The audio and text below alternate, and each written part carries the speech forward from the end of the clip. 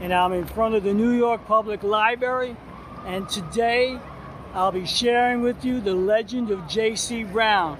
I will be going into the New York Public Library and taking you with me on a tour for the research that I've done. But today I'm going to make the great reveal.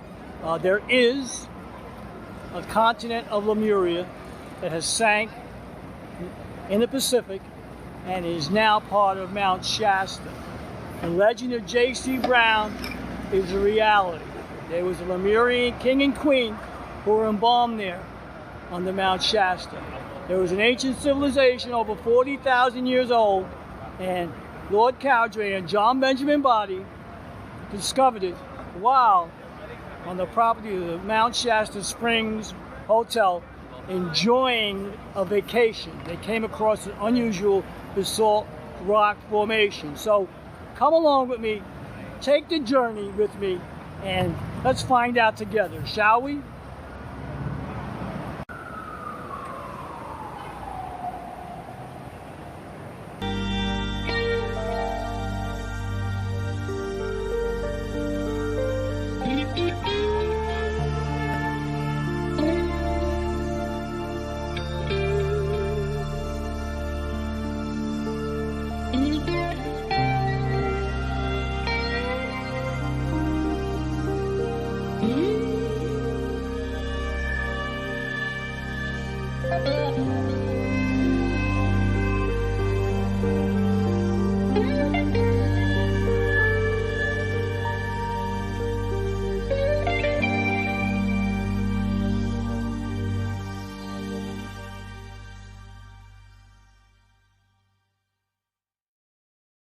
In December of 2007, I was searching the internet for an idea to write a movie screenplay.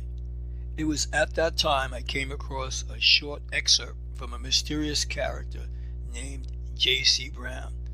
This short excerpt was from an Emily A. Frank book entitled Mount Shasta, Magic Mountain.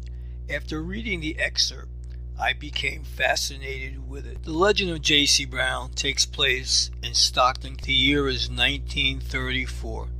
An elderly British gentleman introduces himself to the editor of the Stockton Record newspaper as J.C. Brown. Brown claims that 30 years earlier in 1904, while working as a geologist for the Lord Cowdray Mining Company of England, he was prospecting in the Cascade Mountains in Northern California, where he stumbled upon an unusual basalt rock formation that did not jive with the rest of the surrounding area. Brown went on to say, being a geologist by trade, he was more than curious and decided to dig the unusual basalt formation out. Upon doing so, he discovered a cave that led to a man-made tunnel that spiraled under the mountain for approximately 11 miles. The old-timer now spins the tale about what he describes as a village with round houses. In one of the rooms, he discovers gold streamers with strange markings and weaponry never before seen by modern man. His next discovery is found in another room. Brown discovers 27 skeletons ranging in height from 6.5 feet to 10 feet tall.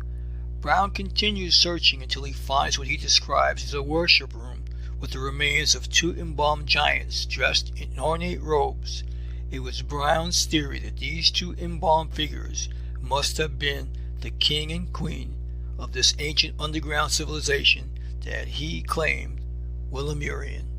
After listening to the story, the editor of the Stockton Record newspaper introduced J.C. Brown to the curator of the Hagen Museum, Mr. Harry Noyes Pratt. Mr. Pratt then enlisted John C. Root, who then used his home on North 1784 San Joaquin Street to hold meetings for the purpose of putting together an expedition to uncover the artifacts and ancient treasures that J.C. Brown claimed to have found prospecting 30 years earlier for the Lord Cowdray Mining Company of England. For 6 weeks, in John C. Root's home, J.C. Brown shared stories about the ancient relics, the giants, and the importance of this race of Lemurians who predated the Native Americans in North America. On the morning of June 19, 1934, 80 eager Stockton residents waited for J.C. Brown to return so that the expedition could begin. J.C. Brown simply disappeared, never to be heard from again. The Stockton police were called to investigate. J.C. Brown simply vanished without a trace. Was he kidnapped? He said he was once before. What about the artifacts? He also claimed that were in a vault in the Texas Bank. After reading the legend of J.C. Brown, I jotted down all the clues that I had found from reading the short excerpt in the Emily A. Frank book. I went over the clues, and I decided to spend the next 2 weeks at the New York Public Library to try to solve the legend.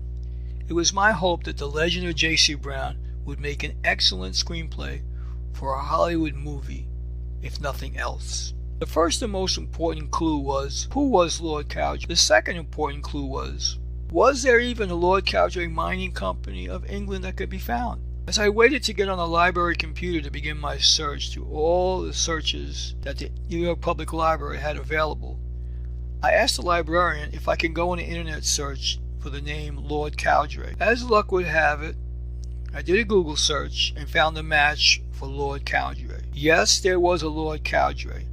Lord Cowdray was an actual person.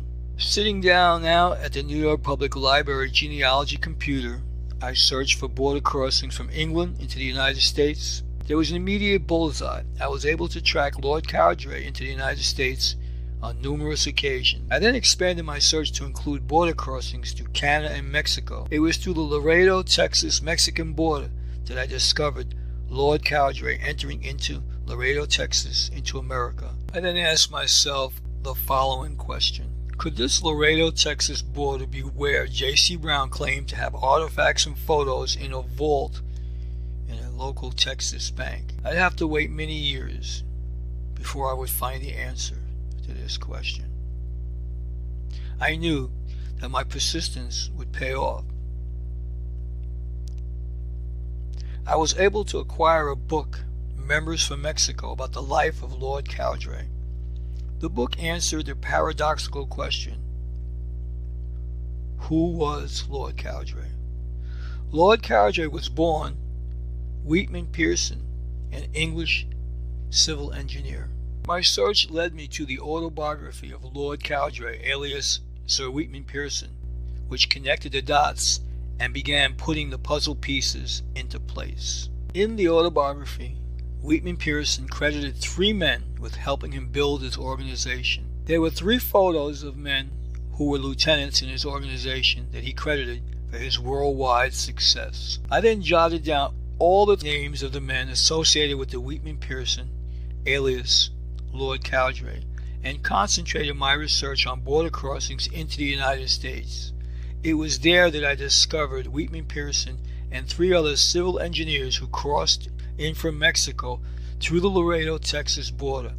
One of the names kept reappearing with Wheatman Pearson, also known as Lord Cowdray, was a civil engineer named John Benjamin Body. Body was a lieutenant for the Lord Cowdray Mining Company of England, working in Mexico as a high-level manager for Lord Cowdray. Upon closer analysis, I tracked John Benjamin Body crossing over the Mexican Laredo, Texas border approximately 15 times. Could Laredo, Texas be where the ancient artifacts and treasures be hidden in a Texas bank vault? I then asked myself the following question. Could J.C. Brown really be John Benjamin Body? And if so, why did J.C. Brown choose Stockton, California to lecture? I knew if I could answer this question, then I knew I would be able to solve the legend of J.C. Brown. It was 3 months later, March of 2008, I contacted the Stockton Record newspaper, and they referred me to columnist Mike Fitzgerald. Mike was aware of this unsolved Stockton, California mystery. After speaking with Mike, he was kind enough to send me a PDF file of the original 1934 newspaper article written about J.C. Brown and his disappearance.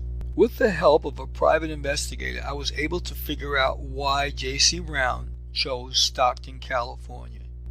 J.C. Brown, alias John Benjamin Body was married to Mary Hammer.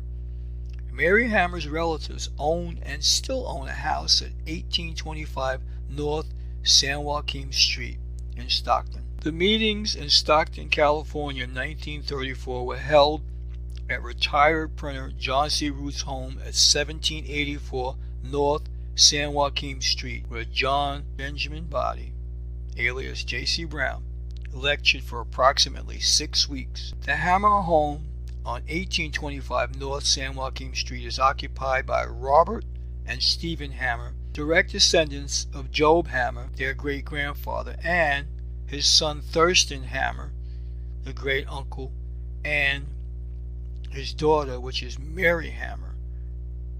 And upon further research, it was learned to the investigator that there was a bank vault, and it was in Laredo, Texas. The bank that J.C. Brown, alias John Benjamin Body, claimed to have had, where he had the artifacts and photos hidden, was the Laredo National Bank on 710 Bernardo Avenue in Laredo, Texas, which is now the BBVA Compass Bank. After contacting the BBVA Bank, I inquired into the account. It had been established that the bank account and the safe deposit box in the vault was opened by Job Hammer. Job Hammer is John Benjamin Body's father-in-law. Job Hammer is Mary Hammer's father. Mary Hammer's brother's name is Thurston Hammer. His name is also on the account at the bank in Laredo, Texas. The current key holders to the vault there in Laredo, Texas, where the treasure could be found, is Stephen and Robert Hammer, who live in the same house while he lectured on the same street at John C. Root's home in 1934 in Stockton. It is my belief that this legend is of great importance to the history of mankind.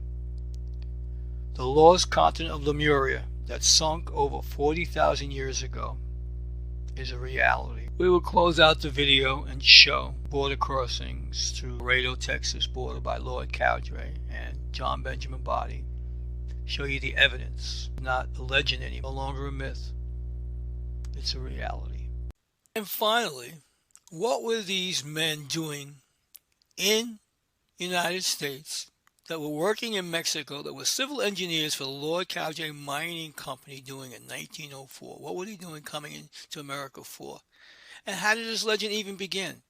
It began the year 1903. John Benjamin Body and his wife Mary and their son were on vacation. Yes, vacation. And they were staying at the Shasta Springs Resort. And while on the grounds and property there in Dunsmuir, California, John Benjamin Body came upon the unusual basalt rock formation. Being a geologist, he wanted to check it out.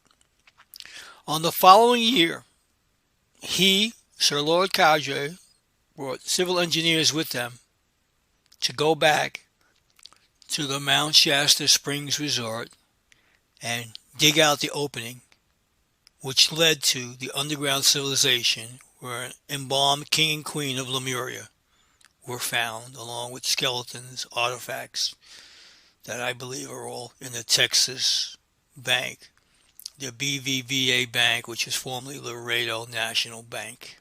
I'd like to end here by thanking the New York Public Library for having the ability for me to have records to be found in their genealogy department, multitude of books that they have there. So I want to thank you again. It would not have been possible. Michael Fitzgerald, the record columnist for the newspaper that was published 1:30 p.m. Pacific Time on June 3rd, 2017. A New York paranormal researcher and filmmaker says he's finally cracked the case of a mysterious man who pulled off the most outlandish flim-flam in Stockton history. Stephen Sindoni says after years of sleuthing, he's discovered the true identity of a J.C. Brown who, in 1934, tricked scores of Stocktonians into believing in a fabled place called Lemuria. The information below will connect the dots, Sindoni writes. America folklore and legend has now one less mystery. Come with me down the rabbit hole as I explain. And remember, I don't make them up, I just report them. The Stockton Record on June 9, 1934 reported that 80 Stocktonians were found that morning at the inner harbor waiting in vain for boats. When questioned, the people said they had signed on to an archaeological expedition, one supposed to be able to take them north to Mount Shasta and deep inside the mountain. There, these people believe, recently have been discovered remains of a race of higher beings, the Lemurians. Lemuria is a legend, the Atlantis of the Pacific. Many Stocktonians had sold their houses and quit jobs, expecting to become rich and famous, like Lord Carnarvon had done a decade earlier by discovering the treasure-filled tomb of Tutankhamun. The record ran a jubilant top-of-the-fold page. Except the boats didn't come, it was all bullpucky. The record ran a jubilant top-of-the-fold page 1 headline. 80 Stocktonians left behind in search for lost continent. When the reporter got around to the who and why, they had been attending daily lectures on Lemuria held in a house on the 1700 block of North San Joaquin Street. The lecturer, a mining engineer who claimed to have discovered it, called himself J.C. Brown. Cultured, white-haired, old British gentleman said he had stumbled onto a hidden door on Mount Shasta while doing geological research. The door opened onto a tunnel. In spellbinding detail, Brown described descending 11 miles to what he called the village, finding among its dwelling streets and ornate altars, 27 skeletons of beings up to 10 feet in height, an embalmed king and queen, and a fortune in gold, radium, and copper. Brown was supposed to lead the expedition, but on the departure day, the boats, which had been unbreakable, Lemurian glass bottoms, Brown said, did a Houdini. He was never heard from again. Reporters investigating found he wasn't who he said he was, but they never established Brown's true identity, or why he run such an elaborate ruse. He never took a penny from anyone. I reported this delightful, baffling tale 10 years ago. Sindoni plucked it off the web. Sindoni became, I won't say obsessed, determined to unravel the mystery of J.C. Brown. The twist, as if this saga needs another one, is that Sindoni is one of those New Age ufologist types who really believes in Lemuria and other paranormal things. He's traveled to Stockton with a film crew to film locations, and me, sheepishly. He scoured the side of Mount Shasta for the hidden door. For a decade, he's burrowed into archives in America and the United Kingdom to find out who J.C. Brown really was. It is my strong belief that J.C. Brown was really a man named John Benjamin Body, Sindoni said. J.B. Body really was a retired mining engineer who had worked in Mexico and elsewhere for the Lord Cowdray Mining Company of England. Sindoni unearthed records that show Body's in-laws lived in a house right across San Joaquin Street from the one in which he lectured about Lemuria. So it appears the man who pulled off the biggest prank in Stockton history was really a retired visiting man named J.B. Body. But why? Who does that? We'll find the answers one day. Columnist Michael Fitzgerald of the Stockton Record. And so it is. History is less one mystery.